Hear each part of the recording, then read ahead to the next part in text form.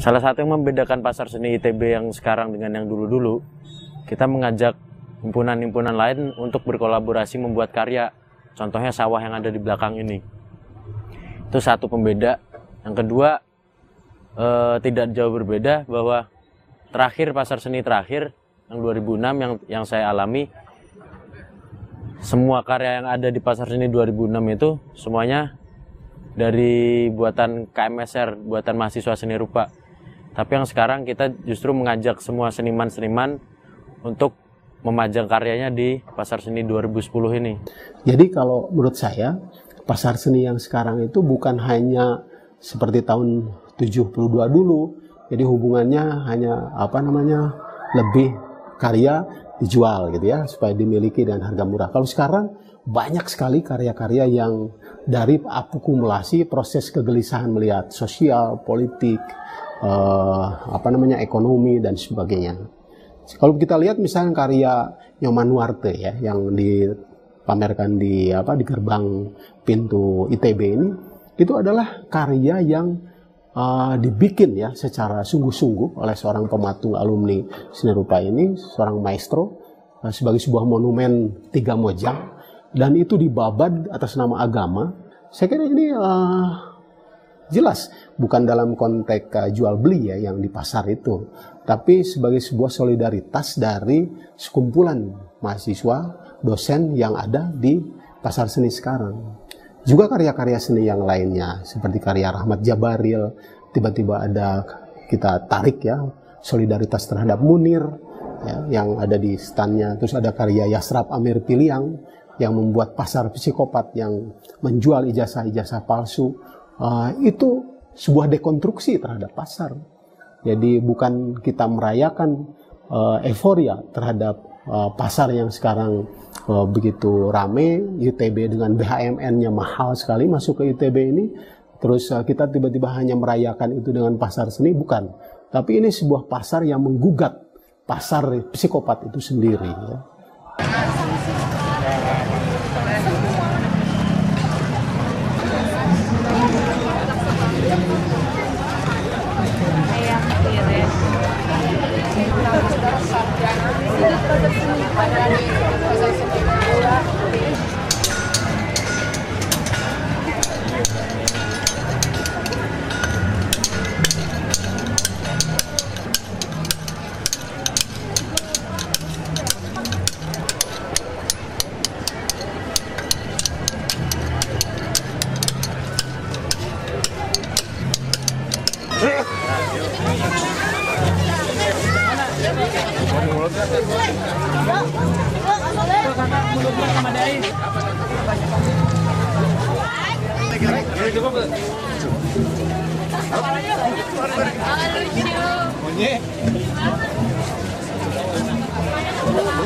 Mereka berjuang demi negeri untuk satu nama PSSI.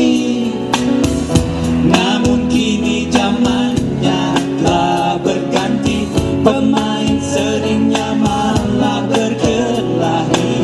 Permainan sudah tidak fair lagi, hanya jadi ajang bela diri. Sadarilah.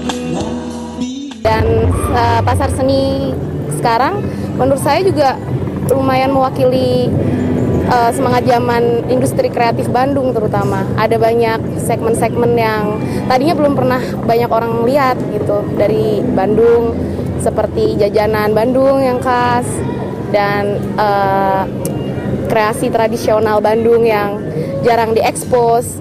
Karena selama ini Bandung hanya terkenal mungkin dari FO dan distro dan lain-lain. Halo, nama saya Theo. Kesan-kesan saya di Pasar Seni ITB 2010 ini senang banget, seru abis. Dan kreativitas yang dimunculin juga keren banget. Dan gue rasa ini udah cukup mewakilin semua kreativitas yang ada di Bandung, sehingga saya ini sebagai pengunjung bisa berapresiasi di acara yang satu ini. Menurut gue kedepannya acara kayak gini harus terus ada annually, supaya bisa menjadi wadah buat kita semuanya sebagai masyarakat Bandung. Thank you. Halo, nama saya Rimba. Pasar seni kali ini bagus banget sebenarnya. Terus semuanya tempat di sini menurut saya berkesan banget. Terus buat mewakili kreativitas anak muda Kota Bandung di sini cukup mewakili banget. Ini oke banget ajang buat pertemuan semuanya. Sesuatu yang yang oke, yang kreatif, pokoknya sip banget deh. Terus kedepannya mungkin nggak ada sih, tetap dipertahanin aja, gimana mengembangkannya lagi lebih baik. Udah itu aja mungkin. Pasar seni yang 2010 ini mungkin kayaknya harus cerita panjang dulu ya belakang. Jadi pas ketika dimulai pas tahun 2008, bulan September 2008, mulai kita tuh bikin suatu tim namanya tim Grand Design Pasar Seni. Nah dari sana tuh kita nyoba nyari-nyari kenapa sih kita harus bikin pasar seni, sampai akhirnya kita nolak dulu, udahlah nggak usah bikin pasar seni, ngapain gitu. Soalnya ya kalau misalnya untuk euforia, senang-senang, hura-hura, kayaknya udah nggak cocok lagi gitu. Udah terlalu sering, dan pasar seni sebelumnya juga udah terlalu menyenangkan gitu, udah sangat menyenangkan sekali gitu. Ya udah kita cari apa sih yang terlupakan. Pas nyebutin gitu tiba-tiba oh iya, mendingan kita bikin tema pasar seni yang terlupakan gitu. Soalnya sebenarnya sangat simpel, kayak ketika kita bilang waktu itu pengen mengingatkan, kita cuma pengen apa sih yang paling simpel, kita lupa tuh senyum misalnya. Senyum lagi ketika ketemu orang gitu. Terus salaman kalau ketemu orang. Makanya si maskot juga salam dan sapa, Salma dan Pasa itu dari anagram itu gitu. Terus di belakang ini juga kita bikin menara jamming. Jadi si sinyal HP pas pasar seni kemarin 2010 tuh nggak ada sama sekali gitu. Itu jadi susah semua orang itu hese, tapi akhirnya harus nanya ke sebelah, maaf di mana ke WC gitu. Jadi harus ngobrol gitu, nggak bisa lagi pas itu pengen update Twitter, update status Facebook lah, biar saya lagi di pasar seni loh atau naon lah gitu, nggak usah lah. Tapi ya udah saya lagi di pasar seni, foto bareng fotoin dong sama orang lain gitu. Jadi itu gitu, yang dilupakan, yang diingatkan tuh cuma hal sederhana itu, tapi akhirnya ya mungkin bisa menginspirasi yang lain.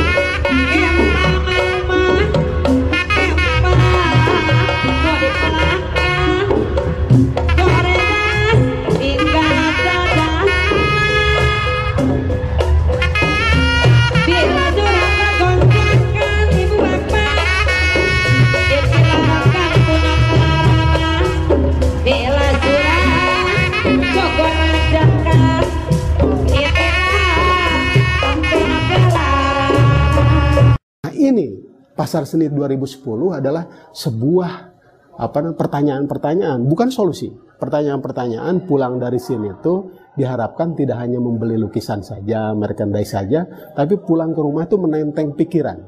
Oh iya ya, ada karya Nyoman Nuarta yang ditindas, ada karya Riasrap yang terjadi seperti ini, ada karya Rahmat Jabaril, ada karya Deden Sambas, ada karya Isa Perkasa yang menyoroti berbagai hal.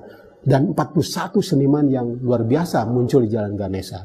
Ada tradisi yang sedang tersingkirkan dan sebagainya.